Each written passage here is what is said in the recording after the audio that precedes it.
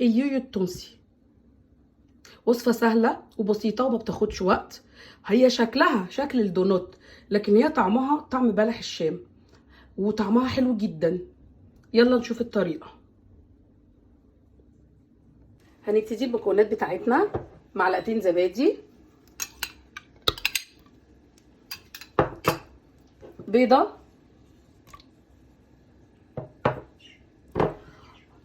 ربع كوباية زيت،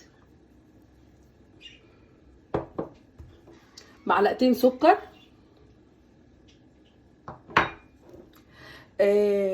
رشة معلقة خميرة بتاعة العيش، وكيس بيكنج باودر.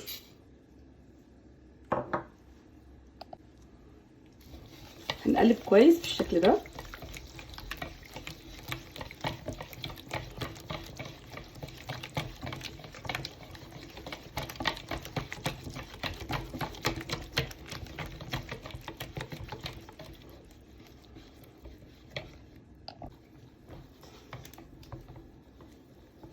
وهبتدي اضيف الدقيق شويه بشويه.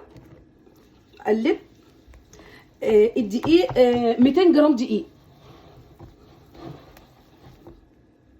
واضيف شويه بشويه واقلب.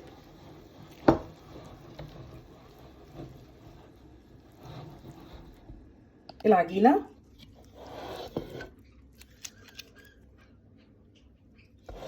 وانا بقلب العجينه مع بعضها، لو لقيتها محتاجه دقيق ازود لها دقيق عشان تمسك معايا. وهجيب ورق الزبده وهفرد العجين.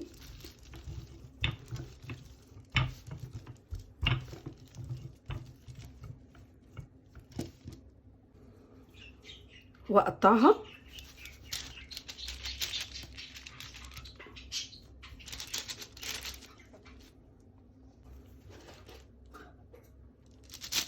هي شويه تشبه الدونوت، بس هي مش دونوت.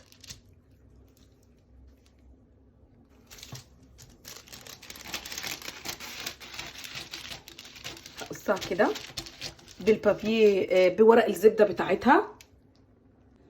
قطعته كله.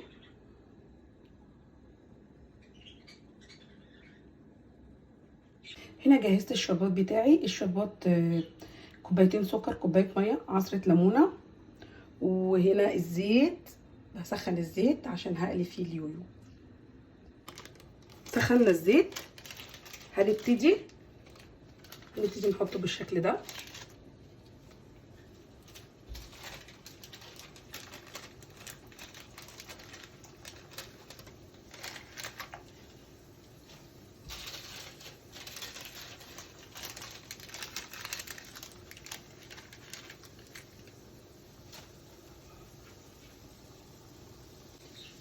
هبتدي اسويه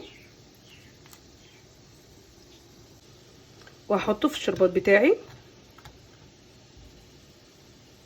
وبعدين حطيت عليه الفستق المبشور، وممكن يبقى ساده بالشكل ده. انا عامله منه كمان، عملت منه ساده اهو.